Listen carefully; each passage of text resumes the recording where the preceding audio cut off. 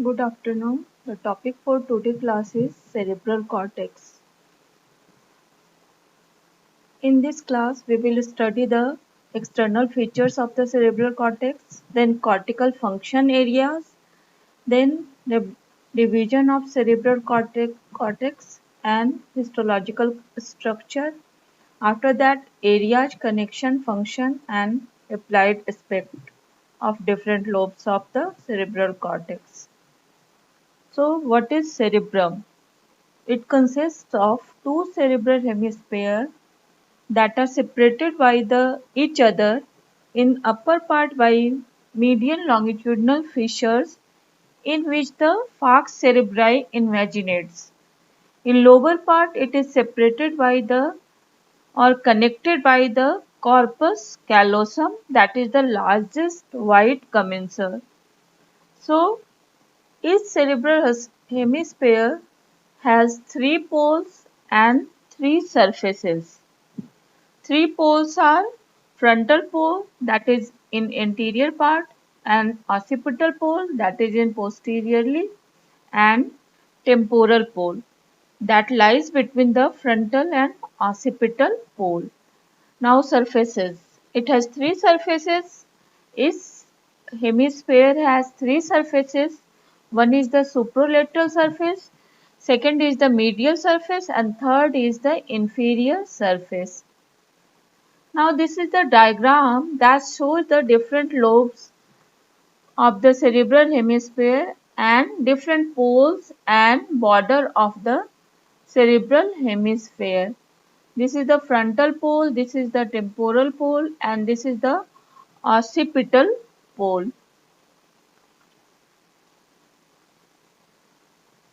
Now what are the different lobes of the cerebral hemisphere? As we all know, there are four lobes of each cerebral hemisphere, that is the frontal lobe, parietal lobe, temporal lobe, and occipital lobe. What are the different functional areas of the cortex or cerebral cortex? That is the Brodmann divided the cortex into 47 areas on basis of number and thickness of the cortical lamina and cell type. So, the main areas are motor areas. It includes the primary motor area, premotor area, frontal eye field, and supplementary motor area that will be discussed later. Then sensory areas. It has primary somasthetic area, that is area 312, secondary somasthetic area or supplementary area. Then third is the somasthetic association area, that is area 5, 7 and area 40. Other areas are auditory areas that you will read in special senses, visual areas that also you will read in special senses. Auditory areas are area 41, 42 and area 22. Visual areas are areas 17, 18 and 19. Now what is motor speech area? That is area 44, 45 and that is anterior area or Broca's area and superior area. Sensory speech areas are area 39, 40 and 22. 39 is reading center and 22 is Wernicke's area that will be discussed later. The smell area is area 28 and gustatory area is area 43. So it is the different areas on the lateral surface of cerebral cortex. In this diagram, you can see the different areas on the cerebral cortex. Now there is the cerebral cortex is divided phylogenetically into three: allocortex, mesocortex and neocortex. We will discuss only neocortex, that include 90% of the cerebral cortex in human brain. So this Actual extent of neocortex has increased with the evolution of mammals.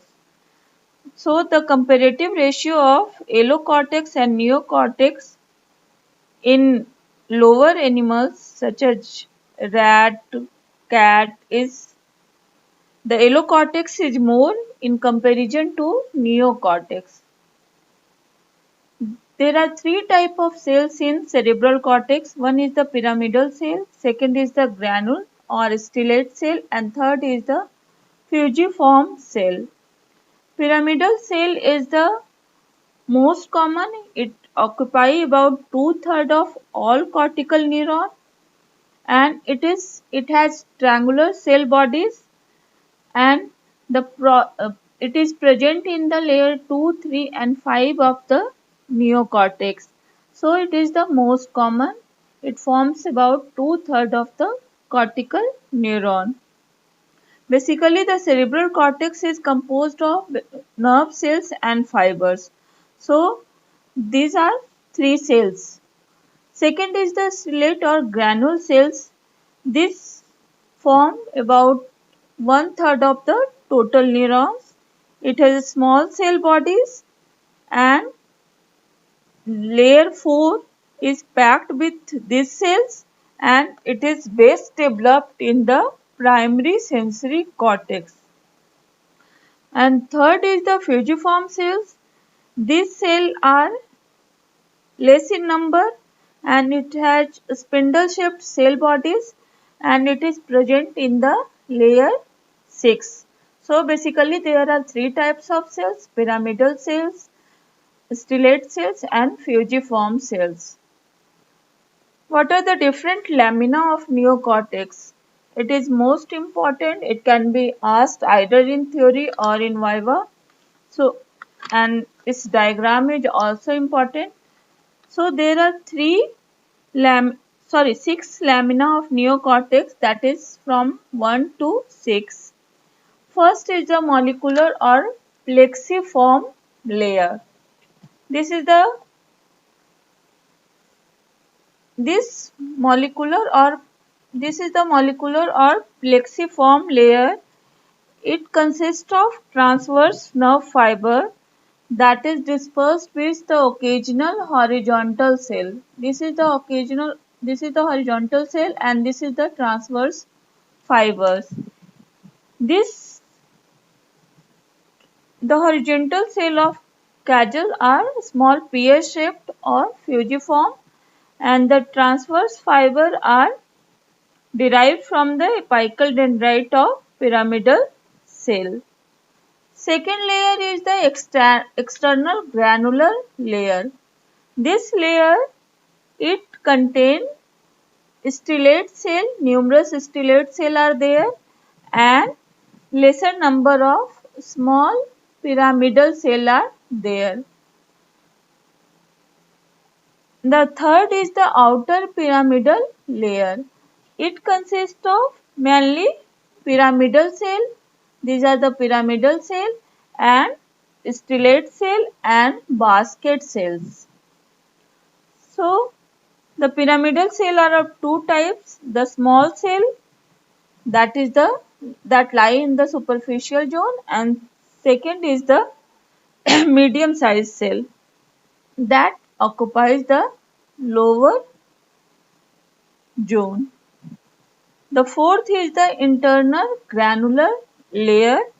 It consists of densely packed stellate cell are there, and the inner zone of this layer has external band of Ballarger. External band of Ballarger. Now fifth is the inner pyramidal layer or ganglionic layer. It has large pyramidal cell. You can see there is giant pyramidal cell is there, and there is internal band of Ballarger. These large pyramidal cell are called Jann cell or Bethe cell. Now sixth is the multiform layer or polymorphic layer. In this there are modified pyramidal cell, and many fusiform cells are present.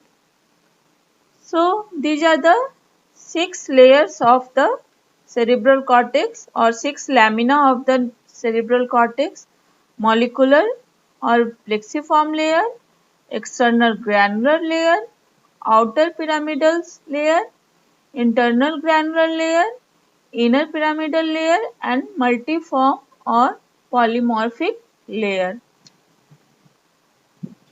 Now we will discuss the different lobes of the cerebral cortex. First is the frontal lobe.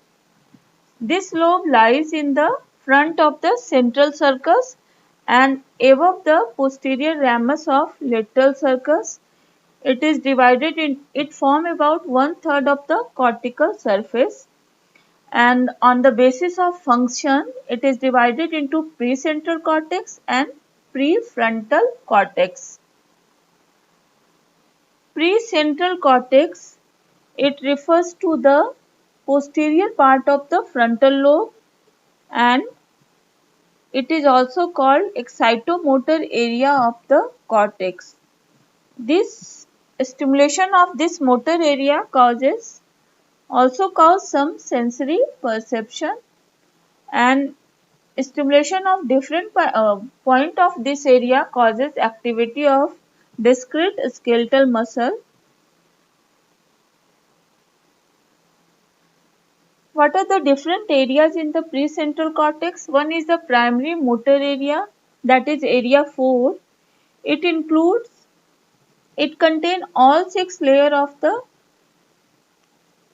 cortex, and it there is giant pyramidal cell called bed cell in this ganglionic layer, and different part of the contralateral half of the body is represented separately in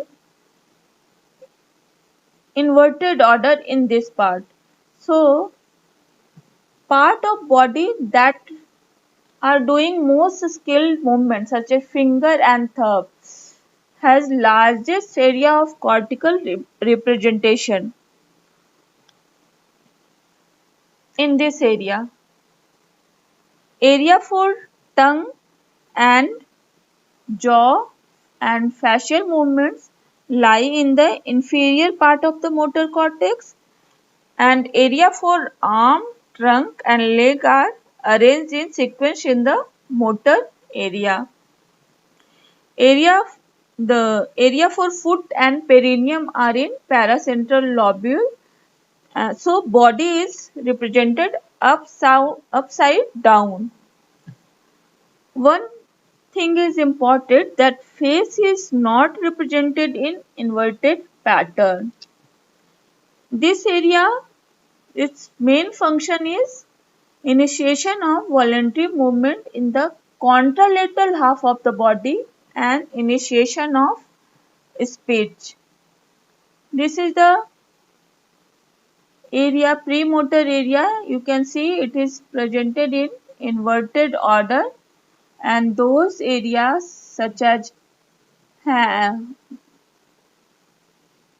thumb and fingers are represented in larger area, and it is presented upside down. Okay, foot, leg, trunk, shoulder upside down, and but face, you can see the face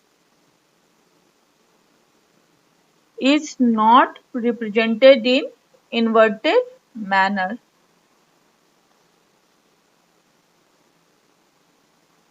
Second is the premotor area. It lies anterior to the primary motor area, and it includes Brodmann's area 6, 8, 44 and 45. Area 6, it coordinates voluntary action of area 4 and extrapyramidal system. So it is involved in the integration of voluntary movements. It has two parts. One is the upper 6A and lower 6B. Stimulation of area 6A causes Generalized pattern of movement like rotation of head, eyes and trunk toward the opposite side, and stimulation of 6V causes complex coordinated movement involving muscle of face, buccal cavity, larynx and pharynx. So if there is any lesion of area 6, it leads to loss of skilled movement. Area 8 is called frontal eye field and it is concerned with control of eye movement. If there is stimulation of area 8, it causes conjugate movement of eye wall to the opposite side and opening and closure of eyelids, pupillary dilatation and lacrimation. Area 44 and 45 are Broca's motor speech area. It is involved in the movement of a structure that are responsible for production of voice and articulation of speech. So, this area lie in the right-handed person in left hemisphere or dominant hemisphere, and if there is any lesion of this area, it causes motor aphasia. It means there is inability to speak the word, how vocalization is possible. Prefrontal cortex, it includes Brodmann's area 9, 14, 23, 24, 29 and 32, 44 and 47. What is its function? That is it is the center for planned action and it is a center for higher function, and it is also the site for intelligence, and it is control the intellectual activities. Prefrontal areas is in close association with the motor cortex, so it plan pattern and sequence of motor movements. This center also control the higher function like emotion, learning, memory and social behavior. The short-term memories are registered in the prefrontal cortex, so it is the also called seat of intelligence or an organ of mind. It also controls the intellectual activities. Applied aspect. If there is any injury to the prefrontal cortex, it causes frontal lobe syndrome, or it can also be caused by if the connection between thalamus and prefrontal lobe is cut. That is, if prefrontal lobe is removed, then frontal lobe syndrome is also caused. What happens in this syndrome? There is flight of ideas. There is emotional instability, euphoria, it means false sense of well-being.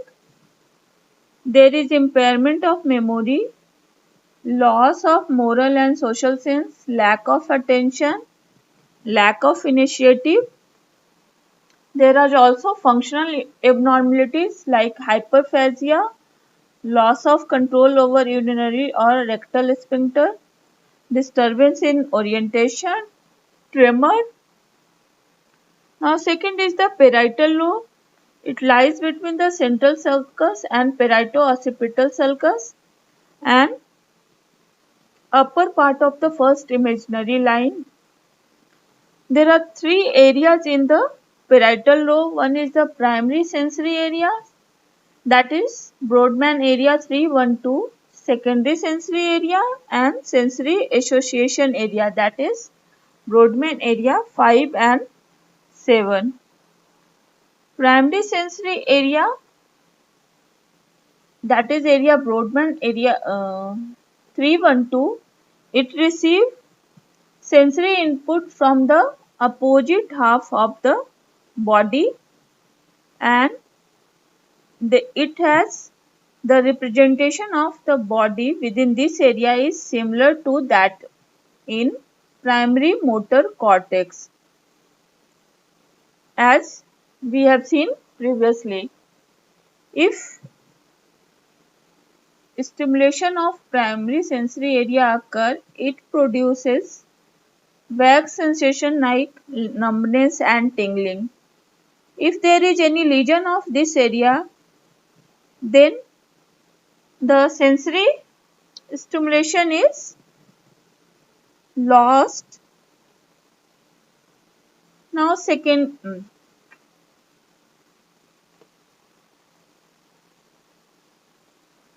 what are the functions of parietal lobe? That is the first somatic sensory area, that is area 312. It localizes, analyzes and discriminates different cutaneous and proprioceptive senses. Second, somatic sensory area, that is S2. It concerned with perception of sensation. And sensory association area, that is area 5 and 7. It is associated with more elaborate process of discrimination between the stimuli. Higher association area, that is the area 40. It helps in the recognition of common familiar object, that is when placed in hand without looking at them, that is stereognosis. You will do in this practical also, but now it is not possible.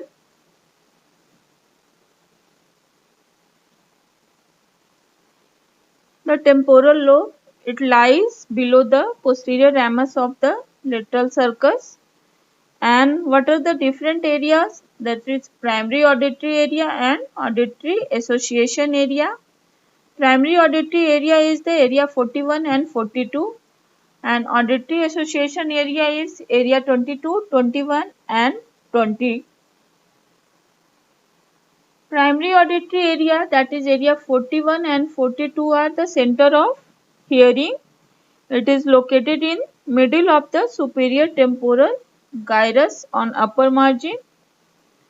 And what is its function? It helps in the perception of sound, that is auditory information such as loudness, pitch, source and direction of the sound. Auditory association area, it corresponds to Broadband area 22, 21 and 20. Among these, area 22 is important. It is called Wernicke's area and it is a sensory speech center. It is situated in posterior part of the superior temporal gyrus in dominant hemisphere. So what is its function? It interprets the meaning of sound what is heard, and it helps in comprehension of spoken language and the formation of ideas that are to be articulated in speech. Area 21 and 22, it is located in 21 and 20. Its function is interpretation and integration of the auditory impulses. So, if there is any lesion of this area, then it causes auditory impair the auditory function and also impair the short-term memory. Fourth is the occipital lobe. It lies behind the parieto-occipital sulcus and this lobe is concerned with vision. It has three areas. The main area, important area is primary visual cortex, that is area 17. Second is the visual association area 18, and third is the visual association area or occipital eye field, that is area 90. Primary visual cortex, you will also read all these in special senses in detail. The first, primary visual cortex is area 17. It is also called striate area and it lies on the medial surface of the occipital lobe near the calcaline sulcus, and it receives fibers of the optic radiation from the both retina, and it is represented within the area in a specific orderly manner. It is the center of vision. What is the function of these areas? The primary visual area help in reception of visual impulses, and visual association area helps in interpretation of the visual impulses and also help in recognition and identification of object in the light of past experience. Occipital eye field area help in movement of eyeball. Now, what is white matter of cerebrum?